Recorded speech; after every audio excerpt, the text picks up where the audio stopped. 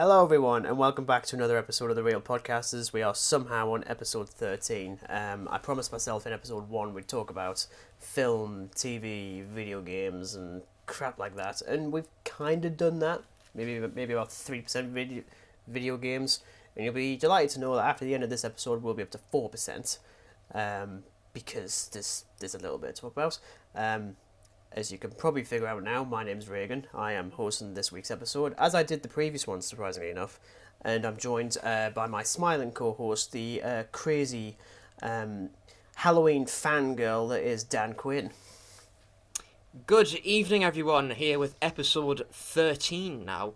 You know, if this was recorded on Friday and it was the 13th, I think we would have had some serious, bad luck.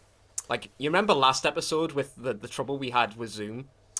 No, I don't actually. I have absolutely no idea about that. I wasn't there for that. No recollection of that. Oh, fair. That never happened. There is no evidence of that whatsoever. I mean, there is. I've definitely got the original footage, and my God, is it is it buggy as hell. But yeah, if it was recorded on Friday the 13th, I would have deliberately dressed up as Jason Voorhees, and yeah. Does that mean? But yes, episode 13. Yeah. So what are we talking about? What are we discussing? We are returning to the classic world of revived series Doctor Who. We are now on to Series 3, second series featuring David Tennant, and the first and only series, technically. I'm watching you laughing at that. You've already just heard that. Have you never heard David Tennant? No, I have not. I have. And that's also the first series to feature Freema Agyeman as Martha Jones, but we'll get to that a little bit later on, because we have got so much news to talk about. This is probably going to be the episode that has the most news in it so far. We have 12 bits of news, 10 of which are technically from the same thing, because I didn't realise until literally the news started dropping that CinemaCon is still a thing. It's big, American... It's Las Vegas, isn't it? Las Vegas. Yeah, sure, why not? I mean, it's definitely in America. I haven't got a clue. I didn't look at that bit. But yeah, we've got a ton of announcements from there. There's also, conveniently, 2 directors that have left fairly high-profile franchise things in the last week, so we'll talk about that. There's also been another trailer for Jurassic World, if anyone cares. Someone does, probably. We do a little bit, but that's just out of Stockholm Syndrome, really. We'll also be talking about what Dan's been watching. I've just watched nothing. Sorry, it's now gone to the point I'm really little digits. So I'll talk about Star Wars, because I've been playing that a bit again. And then, as I say, we'll move on to and then we'll move on to Doctor Who Series 3 a little bit later on. So let's kick things off with CinemaCon. Each day was broken up between different studios, so we'll just start from the very beginning. Yep. Sony opened the floodgates and fucked it over entirely. I promised myself I wasn't going to swear this week. That's a fucking lie. Okay, let's start with very quickly mentioning the fact we're getting a third Venom. Yes. Yes. Look, this... Now I can just hear by your voice that you sound so enthusiastic for that. You should have seen my face. I think I was literally in the process of going to bed, and I just went, oh, for fuck's sake. Screw this, I'm going to bed. Yeah. Look, there's nothing been announced or anything beyond the fact that that's happening, and Tom Hardy's obviously attached once again. No director or writer or story or whatever. Not that these films ever really had a story. They had a couple of things written on a script that they just acted out. I wouldn't really call it a story. This is me, really... I'm promising... Do you know what it is? All of a sudden, this is now the meme for this bloody podcast, is now, rather than me referencing Doctor Who every week, it's just me referencing how much I hate Venom, the films. I really like Venom as a character. Honestly, the 90s animated series version of Venom, who's weirdly red and blue, sort of around his character design. I never really understood that. He's awesome in that. It's just a shame about these movies. But I know you like these movies. You actually don't mind them. I don't like the first one, but I like the second one. So you like fecal matter? Interesting. That's a bit of a window.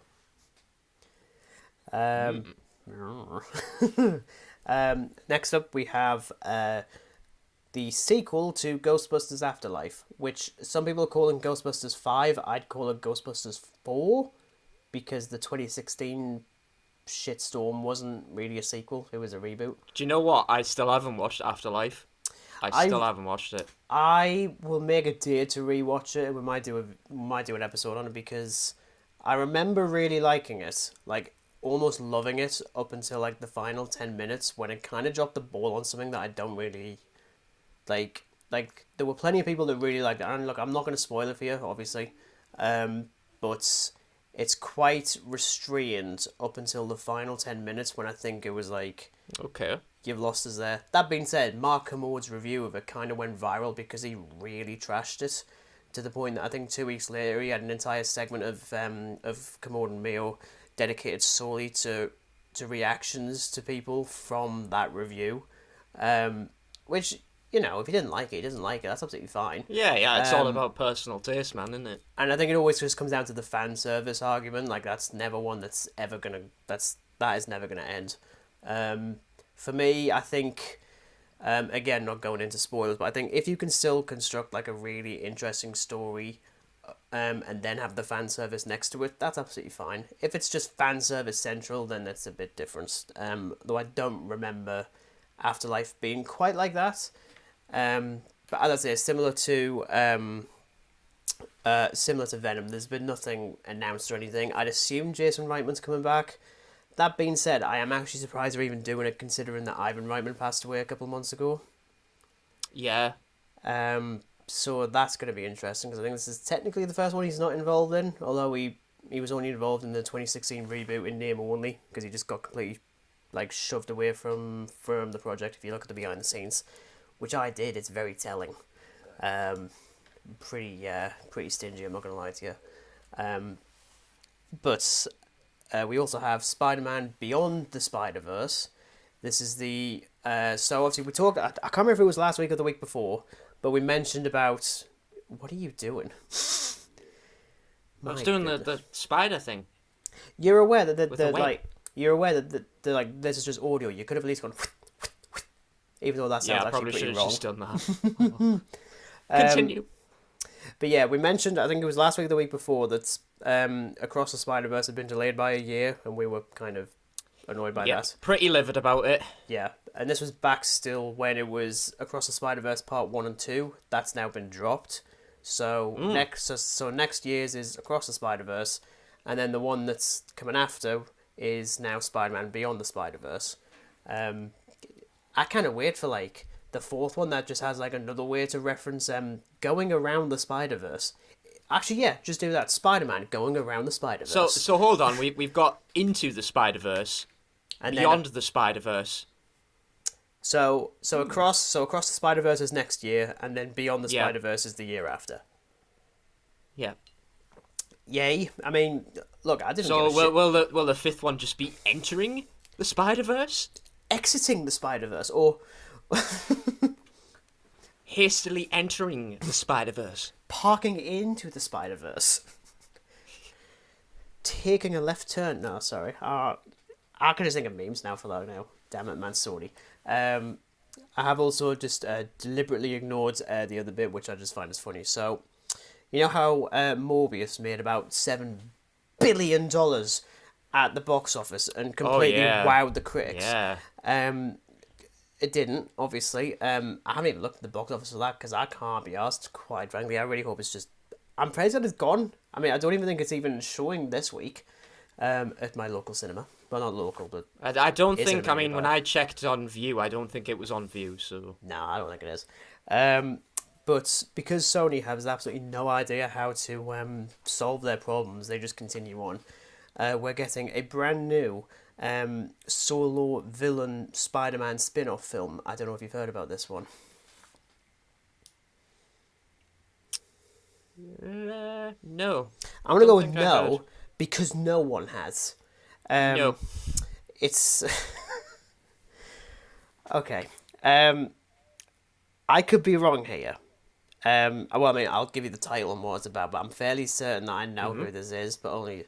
So it's called El Muerto. So, it's essentially a superpowered wrestler. Oh, God's sake. Now, I'm trying to figure out if that's meant to be the wrestler that Spider-Man fights in some of the comics in part of his origin in anime. I know he fights Bonesaw McGraw in Spider-Man 2002.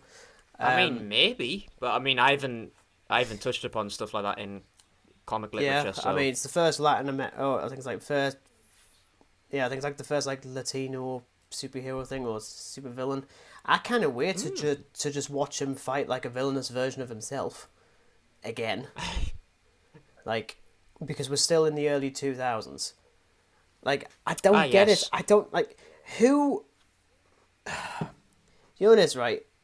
I'm not going to use the logic of oh well I shouldn't do this because no one's heard of it, because even Marvel's done really good with that. Well, sorry, Disney Marvel has done really good with that. Even like DC's done that a little bit, but that's mostly in the TV side of things. There's nothing wrong with that. At the same time, why the hell are you making this a movie? Like I don't get it at all. I mean, obviously, I'm going to go and see it because I'm morbidly curious.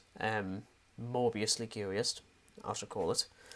I see what you're doing. I'm kidding, there. obviously. I don't want to see this. I haven't got it. That took a while. My God. Losing your touch, Dan. Losing your touch. Took me a while to click on there. So that's us moving away from Sony because all of us want to move away from Sony. Even the people who work at Sony want to move away from Sony. Now it's Warner Brothers. Got the official announcement, which was surprisingly late, to be honest. Batman 2, that's a thing. Matt Reeves is back as directing. Robert Battenbass is back as Patman. I'm gonna call him. That being said, I'm actually also not surprised that this took a while to announce, considering that I think the film's actually done a little bit less well than I think people were expecting. I think people assumed it was going to break $1 billion. I don't even think it has done that yet, and it's been out literally as we're recording this for about 2 months. Because I think it was the 1st of March it came out, or like the 3rd or the 4th. I think it was I'm pretty sure it was the 4th. It came out. Yeah, something like that. We've already given our thoughts on it. Shameless plug to 2 episodes in the past when we talked about it. Dan absolutely loves it. I like it. I do. Yeah, you do. And I'd certainly be interested to see another one. I just don't want them to do the Joker. I would actually like them to do Zaz. That would be quite cool. Yes, I think that would be interesting. Because if they're going to keep interesting. Yeah, because I mean, if they're going to keep the detective aspect, I think Zaz is the perfect one because his motives and his plans change for every single victim. So trying to track him would be awesome. And I haven't read any comics with Zaz, although I think I might have done. I think he might have rocked up in Batman Hush, maybe. But I mean, I haven't read like Batman stuff for a couple of years, or at least ones that I think Zaz would be in. I know him mostly from the Arkham games. I think he's in Arkham City. Yes, he's in Arkham City because he does the calls, I think. Oh God, yeah. And then he's in Birds of Prey, the Poor Sod. And sticking with DC, there was some footage from some of the DC films. We know we got some from The Flash. I know a little bit. I would like to reference one little bit, which, again, I'm not entirely looking forward to this film. And even more so now, because we now know the Batman, the Michael Keaton Batman, it says at some point, you want to get nuts? Come on, let's get nuts. It's... Do you know what it is, right? I can guarantee that was only filmed maybe 2 months ago. Because they're probably like, oh, well, Willem Dafoe did exactly the same thing in Spider-Man. We can probably do that as well, and people will think it's funny. Difference being... both of which are being referenced are actually good films. I actually don't mind the 1989 Batman. I think it's pretty good, but, one bit I do like, though, there was a little bit shown of Shazam! Fury of the Gods, which is one I am actually really looking forward to. There was some actually... As am I. Yeah, there was some, behind-the-scenes stuff that, got shown off a couple of months ago. There's some, B-roll stuff. So the scene that they played was a scene between Shazam, it's like Zachary Levi Shazam, Yep. and what appears to be Wonder Woman, but isn't actually. And he's trying to ask her out on a date, and she's been all, I can't really do that. Before reveal, it's not actually Gal Gadot, and it's actually Jimon Honsu's Merlin from the first film. Right. Which Wow. I actually didn't pick up on this when I talked about The King's Man. That's now 2 films in the last couple of years where Jimon Honsu has played someone called Merlin. I just the pure sod. I mean, look, of the 4 that's coming out over the next year or so, this is really the only one I'm interested in. Aquaman and the Lost Kingdom less so for reasons I think are fairly obvious at this point. And Black Adam because it just looks stupid. Yeah. Frankly. I think It's a shame I'm pretty much in the same boat as you. I think I'm more looking forward to Shazam more than everything else. I mean, Yeah. Aquaman, from what I've been sort of reading about it and stuff, I don't know. I'll see it just I for the wouldn't sake care, of it's seeing it, as I always do, but Yeah, I wouldn't mind rewatching the first one at some point, but I'm in no mad rush. I remember kind of liking it for what it is, but there is definitely one that you can talk more about though. The Nun 2. yeah. Now this is the thing that grabbed my attention. Like, look, the 'Cause I- first film. Because I still haven't seen it. I still haven't seen any of the bloody Conjurings aside from the first So- Annabelle. The problem is, right, so essentially it problem. is the first film within the Conjuring universe. So obviously it has like a certain date, and then, we go from there in the universe. The problem with The Nun, it has such a And that's what great we feel. premise, and it's just so badly done. Like, I'm not even kidding you, right? There is a absolutely impeccable opening where we're in this abbey, and it's shot so lovely. Like, it's really gothic the way it looks, and essentially the nun, the entity as we will call it, is down this like creepy corridor, and there's this character in the abbey, and as the nun walks towards her, the candle lights start going out, and every time she moves they go out, and it's so creepy. But then the film just drifts off into like trying to scare us every 5 seconds. Yeah, like it's just over riddled with jump scares, and they're not even effective. Like, you're just like, ugh. And it gets a bit daft, which is such a shame because it has some absolutely wonderful parts that could literally scare you to death. And it's such a shame. It's suddenly like remembering rewatching Nosferatu a couple of weeks ago. It was like a month ago or something, and I forget like how good that film is compared to the other horror films, which we did mention at the time. It stands Oh, yeah. like miles higher King. than the majority of horror films you get these days. I mean, of course, you get like the rare one, which is actually incredibly unique and incredibly special. But there's Alien, maybe I guess even bits of Aliens is kind of horrific. Sinister as well, which I've always really liked. I can't even think of one that I'm trying to think. I'm just currently looking at the Hell. Oh yeah, there's Hellraiser. Which is that classed as a horror? As opposed to classed as a horror? Yes. Yeah. Hellraiser's a horror. Yeah, I like that one. Classic. Classic. Yeah, I mean, I haven't got much to say on the Nun 2. I will eventually get that Conjuring collection, but I'm really waiting until it drops right down in price because, To be honest, it really isn't worth the price. And take it from your pal Dan here. The majority pal. of those films are just pretty naff. The So- Nun. Well, I'll say the highlights, right? Obviously, the 3 Conjuring films are in it. Now, they're all great. Yeah. The third one, I mean, I saw it in cinema, and it definitely isn't as good as the first 2, and it's definitely nowhere near James Wan's like vision of The Conjuring. You can clearly see that because it's totally different. Yeah. Then you get Annabelle, of course. So we get Annabelle Creation, Annabelle Comes Home. Creation, I do Annabelle- actually want to see, but Creation otherwise- is really good because it's sort of like think of it as like the origin of Annabelle, but like the way they release the films is so muddled.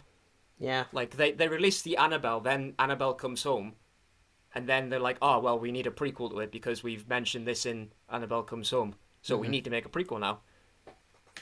But yeah, it's I'd probably just wait until it's on sale or something, because it doesn't really feel like you're paying 40 quid. Is it like 40 quid or something? I mean, the last time I saw it, The it was 40 Blu-ray, quid.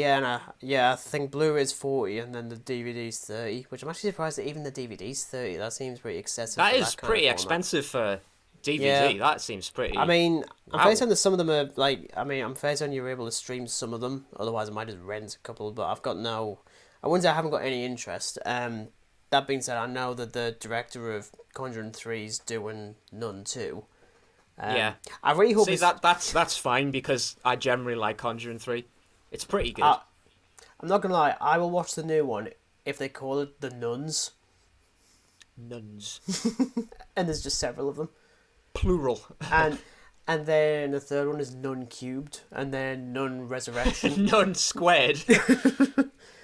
um, yeah. So moving on. Avatar 2, or What's it called? It had some really weird name. It's Avatar. Way of the Water or something like that, wasn't it? Avatar: The Way of Water. Yeah, Which, what a weird name. well, it makes perfect sense because James Cameron has such a raging boner for water and like the ocean. I never thought I'd hear that in a sentence. Well, I said something similar about Sony and their raging boner for the I'm going to be 6. honest, I'm going to throw my hand up here. I've not seen Avatar, and I really want to. I keep It's meaning to watch it, and I just can't. it's a weird one, to be honest, because people really seem to hate on that one now, and I think it's only because they don't want to see 4 sequels. Which, on the one hand, I can understand, because really the drive, well, I mean, like the draw for that first film is how awesome it looks, and it's the kind of Yeah. one where, look, I mean, I've got it up there, and it's 3 versions. That I've got. I literally got it on Blu-ray for like £2, and you get 3 different versions of the film, and it's good. I mean, technically, it's incredible, but it's unfortunately it's the kind of film where you watch it in the cinema and you're like, oh my god, that's amazing. As soon as you put it on a TV, it loses a lot, a hell of Right. a lot. Now I will say this though, while I'm not entirely like, I'm not hugely looking forward to 4 more Avatar films, I'll still give James Cameron the benefit of the doubt considering his previous filmography. I know, fair enough, he did do the story for Terminator Dark Fate, and he should be done for war crimes. But he also did the story for Alita Battle Angel, which I actually thought was one of the more underrated films in 2019. And that's speaking from someone who doesn't give a shit about the manga or anime or all that sort of stuff. He obviously did 2 Terminator films. Titanic is one of those rare films which gets better on rewatch. I can remember, like, as a kid, I was like, I don't want to watch it because it's all, like, lovey-dovey and shit like that. But the boat sinks at the end, so I'll watch that bit. I'll skip the majority of the film and just watch the boat sink. Yeah, but it is actually a pretty solid film. And obviously he did Aliens, which, for many people is better than Alien. That kind of tear on the edge. I know there was some footage that was shown at CinemaCon. I'm not going to lie, I have seen the leaked stuff that was on, I mean, it was put on YouTube briefly, but it's like shitty camera quality, so it's not going to look absolutely incredible. I think you do see plenty of bits in water, so so gratefully we will get to see it soon because the first teaser is attached to Doctor Strange. So that'll be, so I'll get to see that on Thursday, so we'll probably talk a little bit about that, because we're both seeing it on Thursday. And then the official trailer that footage will drop. I think it's a week after online, so I'm looking forward to that. I mean, I am looking forward to it mostly from a technological standpoint. I mentioned before that they're doing motion capture underwater, and I'm just like, I really want to know how the hell you've done that. Like, I really want to know. It sounds super technical, and I think it'll be fascinating for people who have a major interest in that. I mean, I'm curious as to how they do that. Oh, yeah. Full stop. At the same time, I mean, as I said, the first one is fantastic for the technical advancements, and it actually is still technically classed as the highest grossing film ever, because they re-released it in China a couple of years ago, and it jumped back up. So, sorry Avengers, but Disney doesn't care, they own both. But the story was pretty generic as hell, so I kind of hope they do better with this one. So, fingers crossed. I think the other ones do have titles, but I don't know if it's actually official. So currently we've still So got it could just more or less be like a working title. yeah. So I mean currently we've still got Avatar 3, 4, and 5, which I think have all been shot. So they've actually shot like 4 sequels over 2 or 3 years, which is pretty insane. Yeah, that is. Woo. Yeah. So that's out in December, actually, December 2022. I think it's the 16th. Christmas treat. Yeah, I think it's the 16th. December 16th, or the 16th of December, because we live in Britain. Have you seen any of the Mission Impossible films? No. Okay. Okay, so I'll mention this one briefly. We are getting 2 more, and that's it. Just 2 more. And then it's wrapped up for good. Yeah, literally. Wow. Which, to be honest, I'm kind of glad with. It's the rare franchise where it's gotten better each film. Like the first one, I don't care for. Like I'm not big on that. Second one, my dad really loves, but it's cheesy as hell. Mission Impossible 3 was actually directed by J.J. Abrams, as it turns out. Yeah. Damn. The fourth one was actually done by Brad Bird, as in The Incredibles, Brad Bird. Damn. Getting some good directors on these. Yeah, well, I mean, it was his first time doing live action, as far as I know. And they actually, because there's a sequence you might have seen, like in like brief images and stuff, but there's a sequence of Tom Cruise, like bungee jump. Well, it's not like bungee jumping, but he's on like a rope around the Burj Khalifa, as in like the tallest skyscraper on the entire planet in, I think it's in the Arab Emirates or something. All real, all practical, and he actually did that, and they shot it in IMAX, but they've never shown the IMAX footage because he was like, I don't think people will like it. We will like it. It's a rule, like how we're. And I'm just gonna say it's the last one. Mission Impossible Fallout is potentially the best action film ever. I'm saying it. I think it's absolutely amazing. It's nuts the things to do with that one. Like when you've got an entire sequence of Tom Cruise running across rooftops in London chasing after Henry Cavill and his impeccable mustache. And he's just running. And it's incredible. Like, that's how good it is. So I'm being careful with this one, but we've got Mission Impossible Dead Reckoning Part 1. Title's a bit cringy, I'm not going to lie to you. I think it's a bit... Dead Reckoning. That just sounds like one of those, like, Sylvester Stallone direct-to-video action films. I think it'd be funny if Sylvester Stallone appeared in one of these. It would be so unexpected. Just a cameo. But this one's done by Christopher McQuarrie again. That's what he did. Because it was weird because up until the 5th one, Rogue Nation, they were all done by different directors deliberately.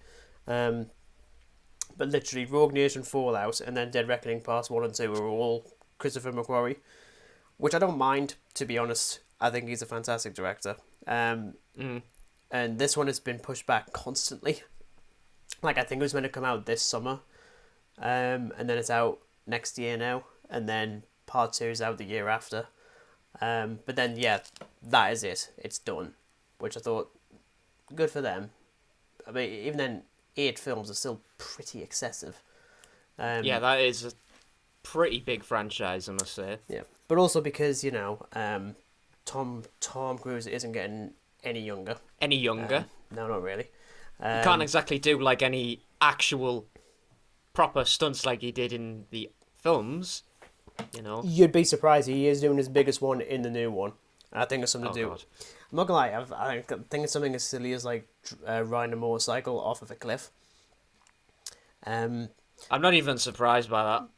I'd class that as like attempting death, to be honest. So it's Mission Impossible / Evil Knievel. Yeah. Well, because like all these films kind of have that like draw of like, oh, he's doing something. So I think it was in the 5th one, he was hanging off the side of a plane as it flew off, and he did that 14 times. I've seen the footage of that. Yeah, I've seen the footage of that. And then in the new one, he's hanging off the side of a helicopter while it's flying. He's hanging on a rope as the helicopters are flying through the mountains. As I say, he's running across the London rooftops, which isn't particularly dangerous. though he did break his ankle, I think, or break his foot or something, and they use that take in the film, which I think is hilarious. But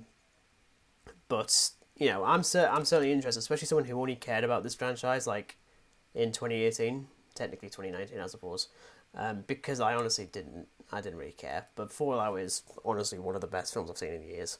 So watch that one if you want. Okay. It also has I will. I will get to it because I keep seeing them pop up on like a recommended thing after watching like an excessive amount of Bond films. I keep seeing them pop up, so I'm probably going to start that next, if not something similar. And the final bit of news from CinemaCon: A Quiet Place. Were you aware of this one? Oh, shut up, Dan. So we do have a title. Yes, I was aware of it. Yeah, I was actually aware of it. So we have a title for the third installment, which is actually a prequel, which is weird, considering that the opening of Quiet Place 2 is the prequel. But yeah, it's a Quiet Place Day 1. Which, again... I can kind of see why they would do that. It does because, seem I mean, let's face it, I mean, we saw 2 in the cinema. We did. It was the first time in the cinema for like a year and a half. Yes, in I think, it was like a year and a half. And, yeah, I distinctly remember, like... well, I think I'd probably say, like, an estimate of maybe half the film is, like, a prequel, and then the other half of it is, like, a continuation. It is, well, so it is... I wonder if this would be, like, a more expanded lore of the creatures, or whatever they're called, the monsters, or whatever. Well, it's literally just the first scene. That's the prequel. The rest is just, like, a few... Like I think it is just immediately after the first one. And it's one of those things where I think after the first one, I was like, I don't care too much about seeing, like, the first day. Yeah. Then we saw a decent amount in the second one. It was actually, that's actually quite good. I can work with that. But I don't see the point in doing it for an entire film. If I'm completely honest, and this is me saying as someone who really likes both films, I do really need to rewatch the second one again. We are still getting an actual third one at some point, continuing the story of these characters. But this isn't directed by John Krasinski. It's done by Michael Sonoski, which I think is a friend of his. I don't know what he's done. I've got absolutely no idea. No, I can't say I've heard of him. I've obviously done my research to a point, literally to a point. As in, I've got his name and that's about it. I'm assuming he's... No filmography, just his name. He's probably got a filmography. He's probably done some music videos from, I don't know, Madonna or Little Mix or some shit like that. Hopefully not Little Mix. As funny as that'd be. Little Mix and then A Quiet Place. But yeah, this is out 22nd of September 2023. So we've still got a year and a half until then. That's it for CinemaCon. We've done that bit. There's no more CinemaCon ever again until next year. So let's get into regular news quickly, because I'm looking at the time. I wasn't expecting this one. I also don't care too much, so I'll talk about it briefly. Fast and Furious. So we've got Fast and Furious 10, or as they call it, Fast X. I'm calling it FX. Fast FX. FX, there you go. It started shooting a week ago. Okay. Wow, okay, they were in a rush to make this film then, weren't they? The director's already left. Wait, this is like this is like one of the directors leaving the literally, shall we say? Literally the one who was like redefining the entire franchise. Look, here's the thing: I don't care for Fast and Furious. I really don't. I like one of them, and that's Fast and Furious 6, which Justin Lin, the director who's left, directed. Mm-hmm. So he's the one who's really he's really done the franchise justice, and he did Fast and Furious 9 last year, which was shit. It's also really awkward considering that there's a video from Vin Diesel the day beforehand where he's doing like a selfie video thing with him, where he's talking about like what kind of film this is going to be and what it's going to be like, and it's literally the day after he leaves. Apparently due to creative differences. The classic thing you put on a t-shirt as well. So but apparently it's actually costing Universal like between $600,000 and $1 million a day just to keep the production running while they haven't actually got a director, so they're just doing a lot of second unit stuff until they get someone else. Dear me. I'm trying to think, maybe... I mean, look, I've never really cared for this franchise too much. I mean, as I've just said, I only like one. I've never seen any of the films, so...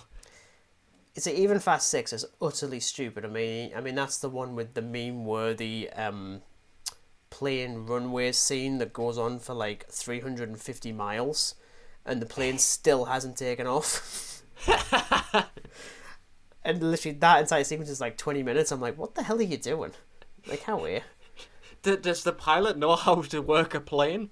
Apparently not. Gal Gadot is in that one, and she dies in that one. Spoilers if you care. I don't. I mean, I'm not going to watch it because I have very little interest in watching Fast and Furious. I've seen it, like, recommended to me, and I'm just like, yeah, no. It's not recommended, It's silly. Yeah, as I say, I was just quite surprised by that because I know that, everyone was looking forward to the previous one purely because Justin Lin was back. And he is actually a good director. He did Star Trek Beyond, which I really like. I think that's actually my favourite of those 3 modern Star Trek films. And I'm not even a Trekkie. Like, I'm really not. My girlfriend is. She's a proper Trekkie. I'm not. And then the final bit of news, technically, unless you count the Jurassic World trailer, we'll get to that. So there's that Fantastic Four film that got announced a couple of years ago. Yes. And that was going to be directed by John Watts, obviously, who did the Spider-Man. Yes, I know this actually because he's decided to pack that in. Which, to be honest, I think I'm not surprised, considering he did 3 pretty major superhero flicks over the last, 5 years. Do something else for a bit. Get someone else to do it. I was actually quite surprised still, As I said, I mean, it's weird that was the one they announced first, but I'm also, again, I'm like, oh, I'm surprised. I'm also not surprised. Of course they're going to announce Fantastic Four first, because currently the success rate for a good Fantastic Four film is 0. Like, it's not even like hyperbole, it is literally 0. There's not a single one that's any good. Even though there are bits of the 2015 one that are actually, in concept, are pretty decent, but I'm trying to think. I think it might be like the remake, and I'm pretty sure that has like one of the worst Rotten Tomatoes ratings ever. 9%. Yeah, I think that's it. 9%. I was kind of hoping that Morbius would have beaten it because no one with a brain would like that movie, but apparently some people do, so they clearly hate themselves. She's like, I really like Morbius. I love it. It's great. As you can tell, we absolutely love Morbius. That's also going to be a running trend for every single week. We're going to be heaping praise on Morbius because that isn't a meme. Yeah, so, as I say, it's a shame, really. And, obviously we both really love Spider-Man No Way Home. We will do a video on it, because so far all we've got is the crappy first episode of this podcast where the audio is all over the place and it cuts off before we actually finish. Conveniently when we're talking about Spider-Man. And for people wondering if I do actually have the original audio for that, no, I don't. It's gone. I don't know where it is. It's probably fallen into a dark place. It was in my recycle bin or on my computer, but it's gone now. So maybe we'll. I mean, I think it was your idea to just like redo it. I'm like, that could be quite funny, and we'll just like pretend to be like January 2022. Yeah, man. Of ourselves. They're doing remakes. Why can't we remake the first episode of the podcast? Okay, I might. I'll think about it. Yeah, man. How much time do you think I have, Dan? How much time? Well, fine. We'll just do what Scream does, and we'll make a requel. We'll do it original, but we'll take elements from the from the first podcast. Oh, you know what? I actually love that as an idea. Okay, and final little bit of news, I suppose. There was another trailer for Jurassic World Dominion. I think it's the final trailer. You haven't watched it. I can confirm there are dinosaurs in this. There were also some actors that were paid to do some scenes and to read some dialogue. Look, for the most part, in concept, I quite like the idea of this film. At the same time, so far, both previous films I've walked out of thinking, that was really good. and then shortly after being, that is really not good. I'm an idiot. And we both saw. Well, here's the thing: we both saw Fallen Kingdom, but at the very last minute, like we weren't even planning on it. We were literally. I think it was. Oh yeah, it was still when we were. I think it was like just straight first... after like college or something, and then like, do you just fancy going watching Fallen Kingdom? Oh yes, I mean like we were at like a cinema close to us, and we'd and they'd been showing some of the short films and stuff that we'd been working on for the first year of college. Literally went to a Weatherspoons like 10 minutes later, and we were like, oh, Jurassic World's playing. All right, then we'll watch it then. And literally 20 minutes later, we'd go back to that cinema and watch it. I was like, that is how little interest I had in this. And I do recall there being some sort of joke I made that you found like really funny, which I think was to do with like the Indominus squirrel or something. Oh yes. Oh, well, I mean, it is a bit of a farcical because it seems to be like a recurring thing. And God, I hope they don't like bring any like Indominus thing into this third entry. Because we've had the Indominus Rex, we've had the Indominus Raptor, and then I think you joked and said, "Oh, what's the next one going to be like? The Indominus Squirrel." I'm not gonna lie, I would have preferred that. Yeah, as far as I know, there isn't like hybrid dinosaur in the same way as that. It's a pretty like realistic viewing of what would happen if dinosaurs were just living amongst humans. I think even Colin Trevorrow, the director, likened it to if you're driving down the road in Africa and a lion just sort of like walked across the road, and they're just living there. That's about it. They're not. It's not like a post-apocalyptic dystopian future or something. Yeah. At the same time, it still looks a bit silly. And as that being said, I think actually, I mentioned this to a friend of mine a couple of days ago. I actually think what Colin Trevorrow is doing is essentially what he wanted to do with his version of Star Wars Episode 9. Just with added dinosaurs and minimal lightsabers, unfortunately. And just like envision like a T-Rex just with a lightsaber. Yeah. Like in the little like hand thing. That being said, you do have Laura Dern in this, who was in Star Wars Episode 8. You know that one that everyone loves on every form of the internet. You absolutely love that one. They're fucking sad on that one. But yeah, look, we're obviously gonna go and see it. I think it'd be funny if we both go and see it again. That would be interesting. And we'll walk out and be like, we don't like this. We don't like it. We promise we don't like it. Or it'll be the situation that's like, oh yeah, like Fallen Kingdom was really good, and then like a few days later, like, oopsie daisy, that was really crap. Nope, never mind. So I wonder if it'll be like the same. I'm fairly certain it is like literally the last one, which I'm quite happy with. Yeah, I'm sort of happy that's coming to an end now, because I think if there was any more, it would just be, we'd be dipping into the silly end. I will say this quite though, dramatically. There's a bit that Colin Trevorrow said, which I don't really makes us a little bit worried. Is this the big like new dinosaur they've got in, like the big like carnivore dinosaur, is the Giganotosaurus, or the Gigantosaurus as it used to be called. Which you see a little bit in the trailers. They're definitely using animatronics for that one a few points, which looks really awesome. He did mention that he wanted a dinosaur that he compared to the Joker. Colin, you're comparing a dinosaur to a clown? I mean, sure, there are dinosaurs that look like clowns. Colin, Mr. Colin. Paging Mr. Colin, stop. Paging Dr. Grant. Oh, because isn't it? Because I remember seeing that shot, and isn't like, I think it's Alan Grant who says, "Why bigger? Why do they always make them bigger?" Yeah, I'm like, yeah, you're kind of funny there, Jeff. You're kind of channeling a bit of Thor Ragnarok there. Could you dial it back a bit? Thank you. It's the wrong franchise. But yeah, that's out in what, like a month and a bit? I think it's out in June, which is kind of funny. I'm pretty sure it's June. Yeah, I'm pretty certain it's June. I guess we'll see. Yeah, another big blockbuster that was shot during COVID, so we'll see how obvious it was. So far from the trailer, it doesn't look very obvious. So maybe it's more along the lines of Batman than bits of Spider-Man, if I'm honest. But that's it for the news. We have done the news. We have traversed so many news things. That means that next week we're not doing any news. I'm kidding. There'll definitely be news. But we'll also talk about what we've been watching now. For the last few months, I've had Dan do it first. I'm going to change it up again. I'm going to do a Ryan Johnson. I'm going to talk about me first because I've watched nothing.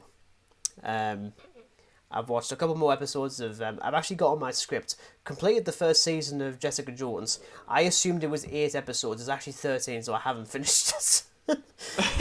I literally got to episode 8, and I was like, oh, that is a hell of a cliffhanger, but then how are you going to... Oh, there's actually 5 more episodes.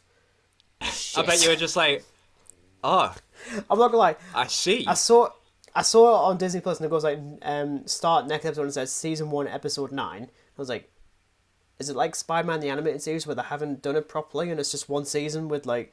And then I looked up, I was like, oh, for God's sake! I was like, every MCU I've been thing, ensnared like, in my own show-wise, binge.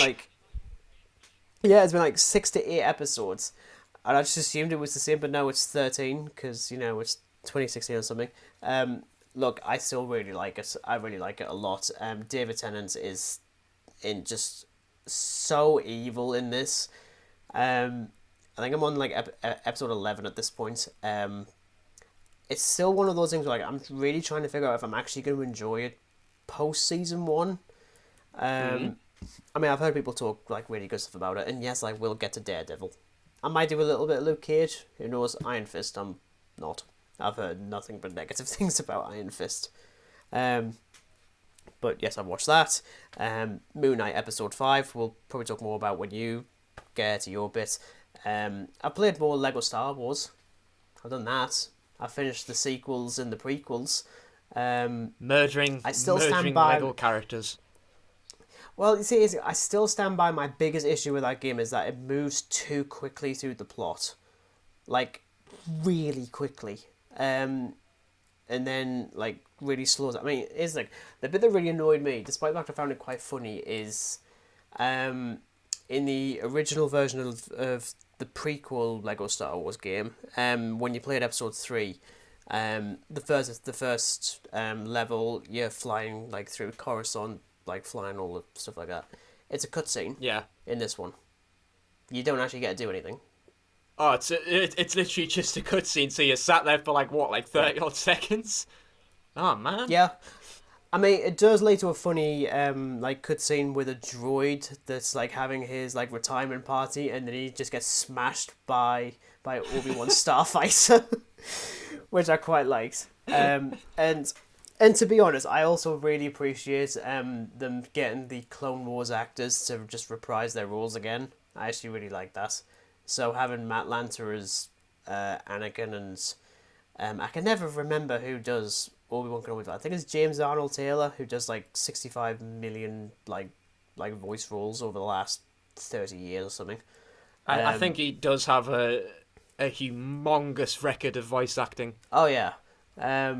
So I've done all that, and I'll get to the last 2 original trilogy films. There's so much to do in them. It's nuts. It's a sort of game that I'm absolutely gonna. I was also gonna jokingly mention Nintendo Switch Sports, but I haven't got that yet, so I can't talk about it. Look, Wii Sports is like one of the greatest games ever. I'm just saying it. I think it's fucking brilliant. And you should have seen my fit. I mean, literally. I think the trailer popped up on YouTube for the new one, and I was just like to my girlfriend, just like, get down here right now. and we just both watched it, and we were just like, oh my god, that looks absolutely hilarious. Yes, I know there's no story, much like episode 9.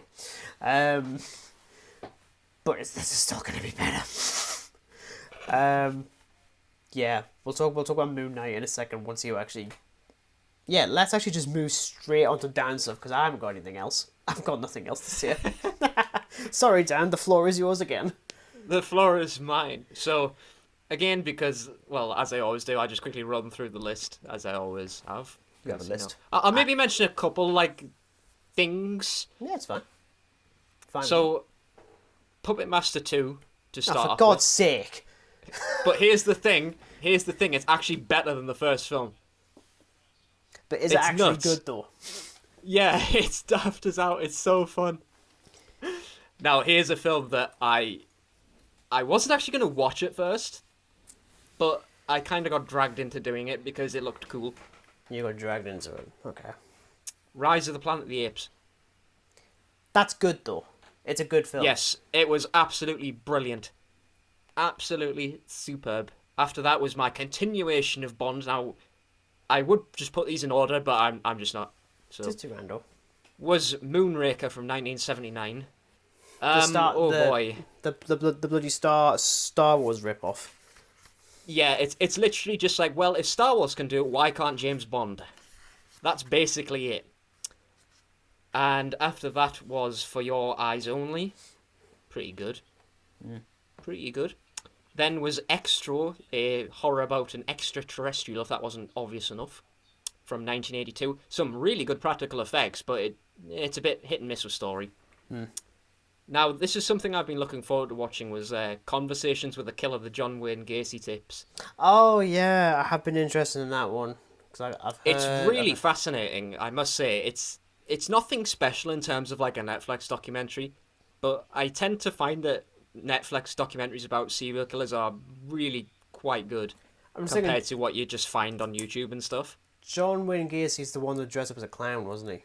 Yeah, Pogo the Clown. So he's the one that kind of did the whole killer clown thing that started going up again a couple of years ago. I can actually remember that as like a thing. You know what? That's when it started in school, man. Like the whole like, if you see someone in a clown mask, run away. What's this? God. Then there was The Man with the Golden Gun, 1974. Now, I've got something to say about this. This film is absolutely shit because Christopher Lee isn't in it enough. He is so underused. What, is he in it for like 5 or 6 minutes then? Like, he's the villain. And you know what? Like, he's never properly established, in my opinion. Like, it's only like at the end of the film when we actually get a real glimpse at his villainy. So it's like, So it's like the way they use Rami Malek then in So Much Time to Die. Pretty much. Like, he's in it bits and pieces, but then it's like at the end when we actually get to the biggest reveal of him, which is just it's fine, I guess, but still it's pretty underwhelming considering it's Christopher Lee. So obviously there was Moon Knight episode 5. I can't even begin to describe my excitement for the final episode. I absolutely loved episode 5. Yes, but it's now my favourite episode.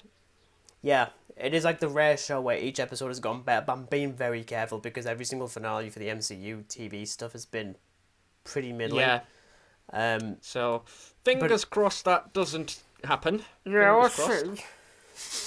The Spy Who Loved Me, 1977. Fine. Yeah. Pretty enjoyable. Yeah. Oh boy. Oh boy, oh boy. So, you remember in the last time I told you that I watched Diamonds Forever instead of Halloween 5? Does that mean you've watched Halloween 5 now? Yep, and my rating went down like a rock to the ocean. It fucking should. And I haven't even seen it. No, you haven't, Regan. You know what, right? The only way I'm going to describe this to you is Michael Myers literally looks like he had a bad allergic reaction. To what then? Like, essentially, well, I think, right, the film basically starts off as this pointless retcon of Halloween 4. And there's an opening scene of Myers going down this river stream and lands himself in a hermit hut. Now, in this hut is a character, just the average hermit, and his pet parrot. Your average now, hermit. Michael goes to stab the hermit and passes out from a coma. He just goes into a coma, as you do. Constantly. And he wakes up and the mask looks a bit different. I'm not kidding, the neck of the thing looks so inflamed. It's like he got stung by 1,000 bees. Doesn't it have eyebrows as well? Oh, it's worse than that, dude. Like, honestly, you'd have to Google a picture of Michael Myers Halloween 5 and look at the mask. It's disgusting. I know I've asked this before, but which is the one that Jamie Lee Curtis only agreed to do, providing they killed off Halloween Laurie Resurrection. Strode? So it's like the last one before the more modern ones. Yeah, because she actually refused to participate in it, but her contract stated she had to do it. So she just did the open scene and then that's it. Okay, fair enough. Poor woman. Poor. Rich, actually. So then begins the Doctor Who binge. Again, not in any particular order. The Christmas Invasion from 2005. I saw that bit. I saw that. Well, I saw you reviewing that. I didn't watch it. I haven't got any time anymore. It's good, isn't it? Yeah, it's good. I like it. Oh, it's great. I remember when it first aired, and it like as a kid, it was just so excitable. Damn. The CGI is impeccable, isn't it? No, it's not. Oh yeah. The fucking Well, the Sycorax that'll ship looks come. amazing. Ah yes. Oh. Whew. It's a floating turd. A floating Sycorax turd. Then there was The Ring 2002, which I finally watched. Oh, whatchamacallit? I was about to call him Rip Torn. Was a Gore Verbinski one. That one. With Naomi Watts. Apparently, people really like that one. Apparently, it is actually really good. It is definitely the most solid in terms of like the Ring films. What? Even mean, the original? Like this is like the 2002 one, so like, it depends because I haven't really like paid much attention to much of the Ring franchise. Like I just bought The Ring because it was like £3, so I was like, oh well, I'll give it a watch, and yeah, it's pretty damn good. There's parts where Samara comes out of the TV that just have aged like a fine cheese. Like, it's still really good. I enjoyed it. I really liked it. Yeah. After that was yet again another Bond film, this time from 1983 with a very weird title. I don't know. They're all weird. Octopussy. Imagine Right. putting that. You know what? This in film. the cinema now. This film is generally pretty good, but then it just goes daft. Is Octopussy the name of a character? I'm assuming it's one of the Bond girls, or just a Bond girl. It's just the name of like the main sort of girl in the film. She's not even like a Bond girl. It's just the girl, like the female lead protagonist, I guess I would say. And she's just called Octopussy because she has a venomous blue octopus. That's it. I honestly thought you were about to say she had like a superpower, which was like a venomous gland or something. That's well, to be honest, Roger Moore, like he has this line, and it's Roger Moore. Oh, you know what it is, right? I have even less interest in seeing a Roger Moore Bond film. I'm sorry to the people. You know who what like it is, Roger like Moore. some of them are generally quite good, but many of them take a far too campy direction. It's usually ending up with Roger Moore having like the last line, like when he defeats the villain. Like I think it's like the first entry. Remember when we talked about Kamanga, like the Bond villain? Pretty much after Bond defeats him, like the girl asks, "Well, where's Kamanga?" You know, and then like he gets shot with this like shark like gas repelling gun or something, and he just inflates and explodes, and then like Bond says like, you know, he always did have an inflated opinion of himself, but he has like that thing for every villain he faces, and it's just like, Yeah. it's eye-rollingly excruciating at times. You're really not selling these very well, are you? You know what? Sorry, Dan, some but of them are really good, but But so then was a Doctor Who An Unearthly Child 1963, because I recently signed up to BritBox and they have every single classic. have you episode finally of Doctor gotten BritBox? Oh my god. Who. Oh yeah, 7-day trial. I'm not gonna Damn. lie, I'm still kind of trying to get through the first Dalek one. It's taken a while because, Yeah, because there's like 10 episodes. well, compared to like the Dalek Invasion of parts. Earth, which is like 12 episodes, I'm like, I am not. Like instead of doing that, I watched the bloody Peter Cushing one instead, which is actually not too Yeah, bad. you know what? Actually That's kinda fine. fun. That's fine. But you know what's funny? Not I me. actually saw the Peter Cushing one first instead Yeah, of the original. You dickhead. What a sick. But it's essentially just the same thing, but in colour. And that's it. Because I watched An Unearthly Child for the first time, like, I think it was sometime last year, and I still can't wrap my head. I mean, I suppose, fair enough, it makes sense within the context of the show as to why the cavemen talk English because of the TARDIS, that's fine. But it's still weird. Like, I actually think it's the I sort just of thing that they basically wouldn't- stated in like a review I did today that, like, although it's not like outer worldly, like it gives pretty solid evidence that like we have time traveled. Yeah. Even if things are a bit ropey at times. I mean, some of the props look so weird. Like What are you there's talking like a about, shot Dan? where like the It has camera. always looked absolutely impeccable. Like, even There's like a caveman with like a little axe, and you can tell the axe is so fake. It's brill. And the set pieces, man. I mean, this is What why I set love Doctor Who, pieces? especially the older Sets? episodes, because they're so fun. Like, there's just like a painted set and there's like a bit of rock. We're on a different planet. Because that's, perfect establishment. Perfect. Gorgeous. Impeccable. But yes, it's a thoroughly enjoyable episode, and I basically stated that, without this episode, you wouldn't have Doctor Who, essentially. Careful. The next one. It was because of the next one. It wasn't because of An Unearthly Child. Apparently, people didn't watch it too often. But the second one, which is funny when you look at how Sidney Newman did not like the idea of the Daleks because it went against everything he wanted. My pen's just thrown away. I've just thrown a pen. Because he didn't want bug-eyed monsters. And that's exactly what the Daleks are. And as soon as kids just started shouting exterminate on buses and in like parks and stuff like that, it was like, oh, we actually have something. And they have milks that fucking monster to death. Which we will talk about. Without a doubt. In a minute. Without a doubt. And then there was Doctor Who Series 3. I skipped 2 episodes, which we're going to discuss. Yeah. But I pretty much got up to episode 10, which is Blink. That's going to be interesting to talk about.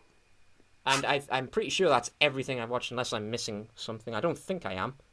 No. Okay, that's pretty much everything I've watched. So that means I was going to watch 2 other things today. I was actually going to watch the next William Hartnell Doctor Who episode, which is actually the Daleks. Yeah. But I don't really feel like spending like nearly 3 hours just...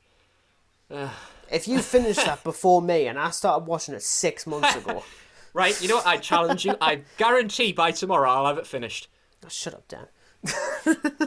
I'll have it finished in a day. That isn't fair because I have to edit this. You don't. It'll be fine. And then I was going to watch the one after, which was like The Edge of Destruction, I think it's called. I think that's only like a 1-part, maybe a 2-part episode. So it's like one of the shorter ones. Yeah. Yay. But yeah, that is my watches for the past week. That's excellent. We will now move on to Doctor Who Series 3. So, obviously, when we've been talking about the previous 2, you've literally just been watching these literally ever since they were released, so I'd assume Series 3 is basically the same with you. This was, in regards to the Russell T DVD, this was the last series I got on DVD. I'd seen very little of it. And I'd actually completely forgot to mention that a lot of the way that I watched the older revived series episodes of Doctor Who was back when BBC 3 was actually competent. Oh yes, because they used to thingy it. Yeah. Can't remember the word. Well, I mean, like, they would just show it. Show it, Dan. Yes, show it. And I always lost my mind whenever they showed it, even though it's from years ago. And that was how I got my Doctor Who fix. But Series 3 was the last one I got on DVD before I'd given up on that sort of thing. I'm just going to come out and say this, to be honest, and I don't know if this is really a hot take for a lot of people, but I think this is the best series of the Russell T Davies era. I think. Which, especially considering what they do in Series 4, is probably a hot take and a half. Which we'll get to in probably three weeks or something. But I really like Series 3. I really like it a lot. Yes. Congratulations, you've made an ally, because I like it too. Congratulations. Yeah, so let's kick things off with Freema Regimen as Martha Jones. I've always preferred Martha to Rose, to be honest. Yeah, without a doubt. I mean, there's definitely better chemistry. I mean, at times with Rose, it's like, okay. There's definitely a bit more chemistry, I think. Yeah, it's a weird thing where I really despise the way the Doctor treats Martha. Which is ironic, because the 13th Doctor does exactly the same thing with Yaz. Difference being, they actually use that as part of his character arc, whereas they don't actually realise that in the new version of the show. Because Martha literally, in her final scene in Series 3, literally just calls him out on us. And that is honestly one of my favourite scenes of Series 3. It's just this is me getting out. I'm like, oof, you've properly laid on him. But they still leave as friends, which is nice.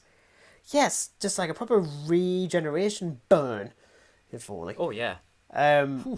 But obviously, this isn't the first time we've seen Free Management in the show. She obviously appeared briefly in the Series 2 finale as Martha's cousin, which I think we already joked about at that point. It's like, that's not how cousins work. Yeah. I don't think. Because you know what, like, it took me a while when I first watched it to actually click on that it was the same actress. I was like, I know her from somewhere. Yeah. I know her from somewhere. I was like, oh, she was like some weird little cyber chick for a bit. A cyber chick. Wow. Yeah, a cyber chick. Way to dub it down. Now why can I now see like a little like chick with a little Cyberman helmet? I mean, it wouldn't be the worst thing I've ever done. A cyber chick. Cyber chicken. That would be an interesting plot. But yes, as I say, I really like Martha a lot. I think there's a lot for her to do in this series, and yeah, it does boil down to she's in love with the Doctor and blah blah blah, because they do that a lot in the Russell T Davies era, and I'm kind of hoping that. I mean, hell, they do that in like older episodes. There's always some companion who ends up falling in love with the Doctor. Which is something they don't really do in the classic series, which I guess I kind of appreciate. And until recently, they didn't do it in the old Chibbers era. Before he fucked up. Well, I say before he fucked up, just like him digging it, he fucked up. Obviously, the big draw of this series is the return of the Master, played by John Sim. Harold Saxon. Harold Saxon. Saxon. Now obviously I've got limited like exposure to the classic series. I've read so much about it though, so I've still got a lot of knowledge about it. I just haven't watched it. I don't really recall the Master ever being like a mirror to the Doctor, like literally. Like with the John Sim one, he also wears a suit, much like David Tennant. He's all like modern, eccentric with stuff like that, much like David Tennant. That's something that's carried over until I guess the Sacha Dhawan version of the Master in the Chibbers era. I'm trying not to reference Chibbers, but I'm going to. I kind of think, if I'm honest, they do the Master, but well, at least they do the John Sim Master better in later episodes than they do here. Even though I think the reveal is incredible. I think it's so well done and and we will get more into it when I talk about my favourite episode or story of the series, because it ties directly to that. But the reveal of that is absolutely fantastic. But also Derek Jacobi as technically the Master. He has actually reprised the role of the War Master in Big Finish, which I think was quite good. So it does confirm that he still had that face in the Time War. He just regressed into a child, which I think was a bit confusing when you think about continuity and stuff. But Derek Jacobi was absolutely fantastic. Also, a bit of trivia for you. Chanthor, the weird bug woman that's in Utopia. Yeah. She appears in Series 4 as the fortune teller in Turn Left. Oh. Ooh. The more is it the same you know. character? No, obviously. That doesn't matter. It's just like a random bit of trivia. But yeah, as I say, I do feel like the Master gets better in later episodes. I'm curious what you think on the Master. Obviously, is a big. I mean, having sort of watched the classic episodes, he's nothing like he is in this one. I mean, there's no like sort of like mirror of him. He just wears this like fancy pants outfit in the older episodes, and he's like, "My plan is to do this." Like it's almost like campy, but in this one, he actually is like a mirror of him, and he is so. I'd say he's intimidating, but I agree that it's actually later episodes when he feels like the Master. Like, don't get me wrong, he's good in this. Oh yeah, he is really good. But he's definitely not as good as like the later episodes that come. Yeah, I mean, I've seen quite a bit of Anthony Ainley as the Master in the classic series, and I did see the Eric Roberts version, which I always thought was quite underrated. Like even Eric Roberts, by the way, is like a proper like Hollywood actor. Before appearing in a lot of like direct-to-video asylum films. He also came back to do that version of the Master in Big Finish as well, so it's nice to still tying that in. And I think John Sim's done a little bit, because I think there was like, it was like a multi-Master big finish special. Essentially, like just basically just do the multi-Doctor stuff but with the Master, and it's like pretty much all of them. Obviously, like some of them with like voice actor replacements, but you still have Michelle Gomez and John Sim. Even Sacha Dhawan's getting a big finish thing. I think either later this year or next year, which is quite good. But I do, and as I said, John Sim I think is actually really good. Like the performance is far better than like, because there are bits of, I mean, we'll talk about the finale in a little bit. Spoilers, it's neither my favourite nor my least favourite, so it's fine. But I will talk about it. I am curious, what's your favourite episode, though? Like, I'm really curious. Now, I think you've already I feel like I know what it is, and I feel like you've already mentioned it. Okay, well, I'm going to let you guess it, because we did this the last time we discussed. I think it was Series 2, we had a little guessy game. Yeah. Okay, so I'll run through the episodes in case you are needing the titles. Okay. So we've got the debut episode, which is Smith and Jones. Mm-hmm. Episode 2, The Shakespeare Code. Yep. Episode 3, Gridlock. Uh-huh. Episode 5, Evolution of the Daleks. Episode 6, The Lazarus Experiment. Episode 7, 42. Episode 8, Human Nature. Episode 9, Family of Blood. 10, Blink. 11, Utopia. 12, Sounds of Drum. And Last of the Time Lords. Well, look, let's face it, everyone adores Blink, so I'm assuming that your favourite is also probably Blink. No, it's not my favourite. It's very good. It's not my favourite, though. I really hope... You know what it is? This might actually be... I mean, I know I joked about it last week, but I'm fairly certain we might have the same one as our favourite. I think. Yeah. Interesting. You know what? I'm going to actually turn the tables a little bit, because I'm going to say the weakest ones, like I did in the previous time. Okay, that's fine. The two weakest first. ones, I think, are Gridlock and 42. I completely agree. I only have 42 as my least favourite because I keep on forgetting it even exists. But also, who wrote it, Dan? Tell me who wrote it. Do you know who wrote it? No. Chris Chibnall. No! It's his first one. No! It's his first one and it's crap. Was this not a warning sign to the BBC already? Not his thing, right? He did this one and he didn't do a single one until Series 5. And then skipped Series 6 and then did Series 7 and then skipped every single series and then did 11. The irony. Nope. Yeah, 42, I think it's just pants, to be honest. It just feels like a really lazy plot. It's like the Doctor and Martha had 42 minutes to save some spaceship from smashing into the sun. Okay. Yeah, there's a really telling thing in Doctor Who Confidential when Chibnall's talking about how the best way to do Doctor Who is to have him like running around doing things very quickly and pressing a load of buttons. I'm like, oof, you have not improved.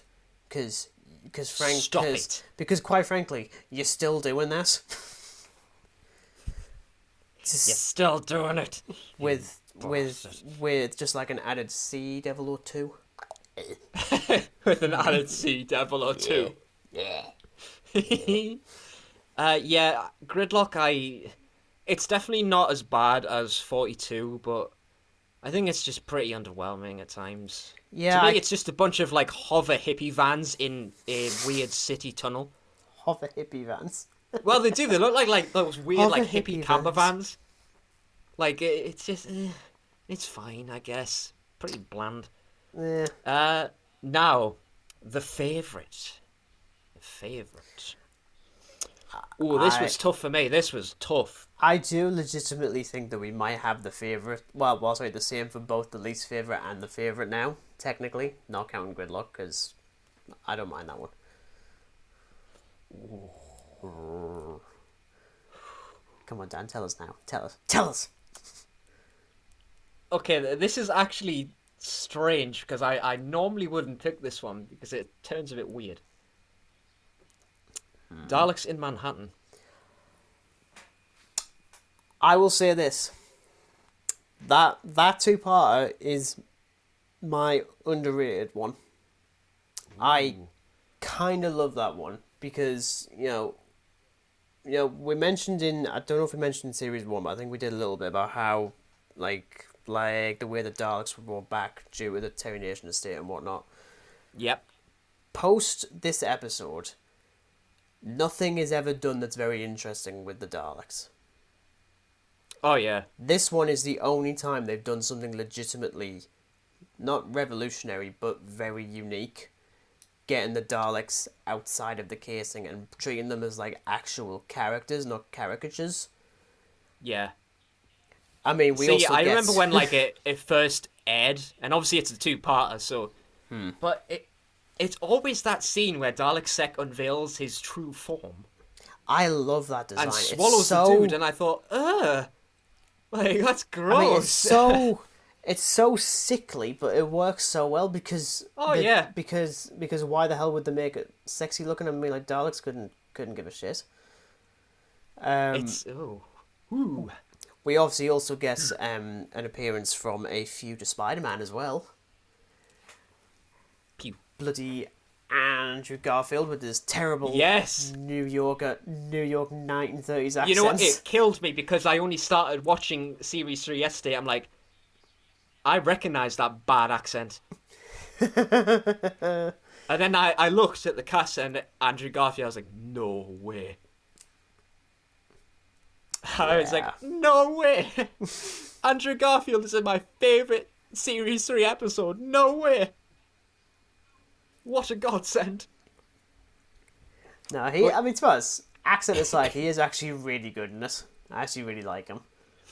Yeah, it's definitely one of my favourites, but now, the way you said, like, that was your underwhelming episode, mine is actually the Lazarus Experiment. I also don't really like that one. I was very close to putting that as the lowest one, but then I forgot about 42, and I was like, okay, that one has to be the bottom, because I forgot about it. Actually, no, that is it's definitely tied with another one, but that's just because I love The Thing, and the Lazarus Experiment just gives me, like, a sort of reminder of The Thing. Because, I mean, the creature is terrifying, even though the CGI has aged like a fine wine. No, it hasn't. No, it hasn't, Dan. It never did in 2007.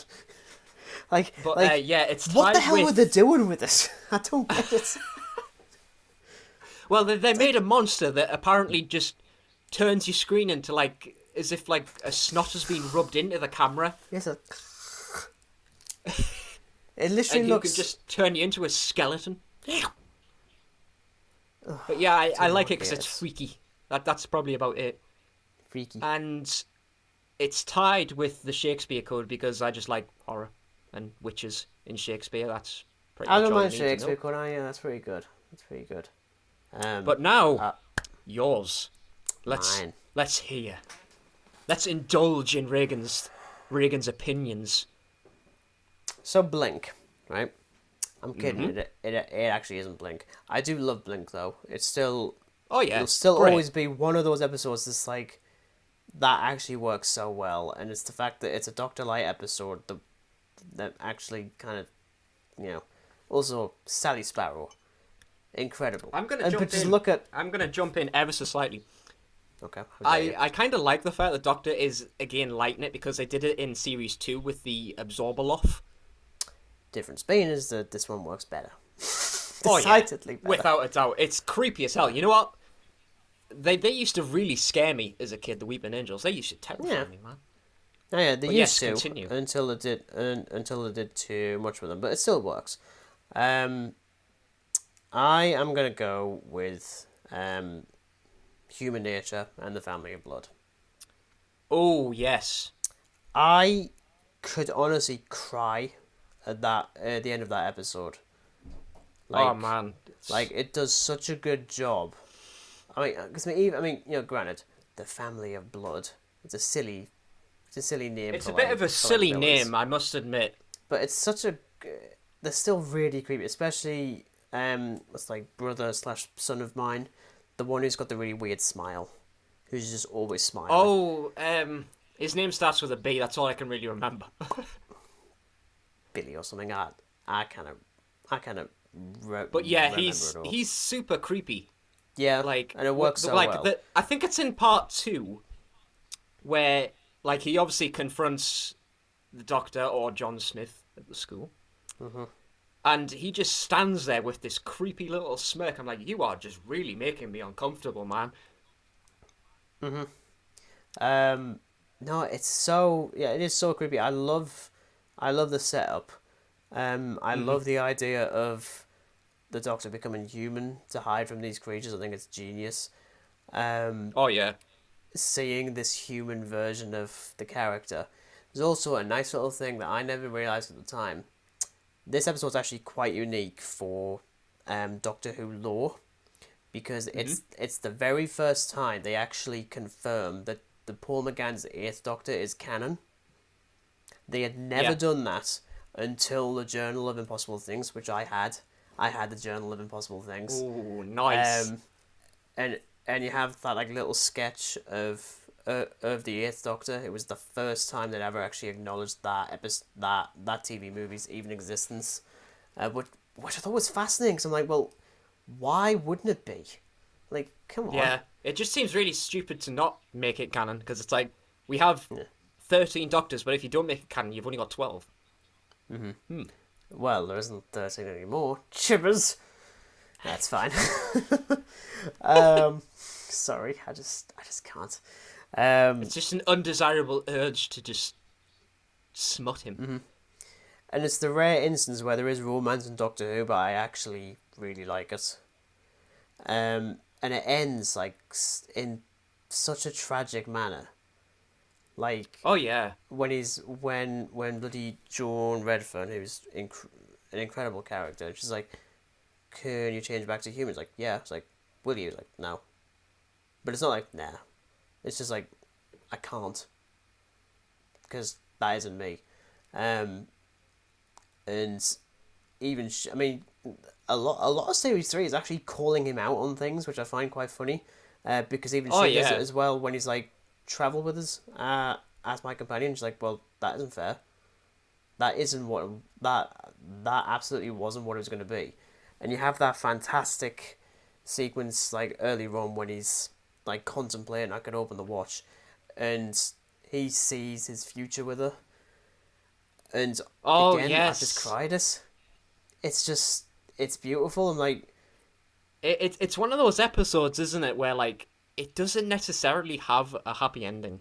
No, it doesn't. It absolutely doesn't have a happy ending. It's really tragic. You know, that one was really close to being my favourite one. But I just love Daleks in Manhattan and the Evolution of the Daleks. It's such a good episode. But I love that episode really like that as well. One, even if the Family of Blood is a bit of a strange like name for it, but I love the setup, and the scarecrows are creepy as hell. Oh yeah, the scarecrows. I also the weird really little head turn thing they do, terrifying. Yeah. I do actually really love how ironic the actual conclusion to the episode is for the Family of Blood, because even they say we wanted to live forever, so the Doctor made sure we did, and they're just tormented for the rest of time. I'm thinking that is cold, but you know, they don't ever really say this was the right way to do it. This is the Doctor when he's put at his absolute limits. I'm just like, I'm actually kind of terrified of that. Oh yeah, I mean it's that. I mean it's no longer than like a minute, but like it's like he wrapped my father in indestructible chains. Mm-hmm. He tossed my mother into the abyss or something like that. It my was little into sister in a mirror or something. Yeah, it was like she is in every mirror. I thought it would be so funny if even now, whenever they had scenes with like mirrors in future episodes of Doctor Who, they just had her back. It's just like a little thing in the corner. So cool. That would have been. I mean, obviously, you know, they're never going to do that again. Even if you just saw the balloon, at least. Yeah. That would have been so cool, man. I think it's so good. I've always loved that one. I know like the writer Paul Cornell has been a bit of a dick to like Doctor Who fans in the last couple of years. I think he did like during lockdown when they started like rerunning some of the episodes, and they had the writers doing live tweets commentating over it. And I think he like said like a few things to people, and it was like really weird. But it's still a fantastic two-parter, and I think there is like a lot of people do actually consider it like the best story of the revived series, and I could definitely see that. I think for a lot of Yeah. people. I think so far with 3 seasons in, this is probably, yeah, I'd probably call it like the best story, but then it's really close with Girl in the Fireplace. Ironically enough, Yeah. so far, all three of my favourites make me cry. I'm just such an emotional person, which is ironic because I have no emotion on my face for the majority of my life. But all you have to do is just get a Time Lord to become human and break up with his human counterpart to swan off with Martha on their adventures in time and space while she grows old and dies. Yeah. Tragic. I will mention the finale though. I do really like the sound of drums. I really like it. Oh yes. I Yes. think it's really good. I also quite like about 90% of Last of the Time Lords. I just really don't like how he goes Space Jesus. Space Yeah, Jesus. I kind of lost it. I think it lost a bit of steam with that whole space Jesus thing. I also really despise how they just reversed time so that it never happened. I mean, yeah, fair enough. Yeah, that just felt pretty lazy to me. That being said, it does lead to one of my favourite moments in the series when Lucy Saxon shoots the Master. Because that relationship What was it? Was it a two-parter? Yeah, well, it's actually a three-parter technically, but Russell never Three-parter, confirmed it to be three. He just considered Utopia its own thing, but I'm like, it is a three-parter, however. Yeah, I mean, obviously I watched every episode as they were aired on television. I just remember like how shocking it was. You know, like Harold Saxon's own wife kills him. Mm-hmm. Revenge. Yeah, well, because I mean, like, they bring Lucy Saxon back in the end of time, like, very, very briefly, but it's such a I mean, it's like the perfect way to end it, and also I do actually still cry a little bit when he's like regenerate plays, and he's like, no, absolutely not, and he just dies. I mean, he doesn't, but you know, but yeah, up until the very end, I was very much on board. And then, Yeah. as I say, the Space Jesus thing, I was like, no, you've lost it. And then you've done a Superman 1978 and just reversed time. I'm like, oh, come on, It just Russell, kind of you're felt like better there than was this. no consequence to the whole thing. It was just like, okay, well, we can just reverse time and then everything's Humpty Dumpty. Everything's fine. Yeah, shall we mention Voyage of the Damned, I guess, quickly? I I suppose so, seeing as how it's technically part of season 3, series 3, whatever you want to call it. Yeah. I don't like it at all. I think it's alright. I mean, I look, think over like years of watching it and rewatching it, it's I think especially after it's a finally pretty watching... wacky idea, don't get me wrong, but Well, eh. bearing in mind, it basically rips off an entire episode of Futurama. And I can make that joke now, because I've seen that episode, and it's great. This is just silly, to be honest. Although Kylie Minogue is actually pretty damn good in it. I actually really like her in it. If I'm honest. Oh yes. Oh Yes, yeah, was it is it? Kylie Minogue. Yeah, I was just thinking, it has somebody famous as the Doctor's like sidekick for this adventure, and then she's killed, and it nearly made me cry. Yeah, we'll just ignore the weird golden angel things that like Information, kill. kill. Like, oh, how are you? I found them pretty silly. Like, I'm not even gonna lie, they were pretty silly. That being said, Astrid's death is actually pretty effective. Like, that was cold. Which You know is what? ironic. It's the Doctor. It's the Doctor's reaction to it, because he's like, yeah. I can bring her back. I can bring her back, and it's like, Oh yeah, can't. yeah. Actually, yeah. can't. And I'm just sat there on like the sofa, rocking back and forth because I'm just traumatized at what I've witnessed. Because he just wants to bring her back. He's sick of losing people. All I will say though is that actually Voyage of the Damned is actually improved in Series 4, which we will get to in some regard. You'll probably be like, does it though? It's like, yes it does. Because we'll talk about my favourite episode of Series 4 in a few weeks.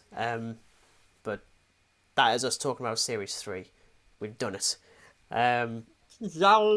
Now, thank you obviously once again for listening to us rant about movies and a little bit of Lego Star Wars and Doctor Who. And Doctor Who, of course. Next week though, we have the finale to Moon Knight. We have Doctor Strange in the Multiverse of Madness of Things. both of those are out. Like literally, I think it's literally Wednesday is Moon Knight, Thursday is Doctor Strange. Yep. So we'll be talking about that next week. So you get a look. See, forward to now that. I've got to do like the Doctor Strange thing, like that. I mean, I might rewatch the first one, but I'm not gonna lie. I was tempted to, but I think I've just been very distracted with Doctor Who now. I'll skip it, to be honest. It's, it was alright. I'm just gonna, like, hands up, like, this is just for, like, because it's directed by Sam Raimi, I've already got a feeling this is gonna be a great film. Fingers crossed. But then again, I mean, we will talk about it next week, but I don't even know when the last time he even directed a film, to be honest. It was like quite a while ago. I feel like it was like either Drag Me to Hell or something, or Oz the Great and Powerful. It's like 2013 or something. I'm pretty sure Drag Me to Hell wasn't like the last one he did, but I'm pretty sure it was close. And that's a pretty good film as well, Drag Me to Hell. That's a pretty good film. Yeah, I wouldn't mind seeing it. But there we are. As I say, thank you very much for listening, and we will catch you next week for technically more Doctors, less Who, more Strange, I suppose.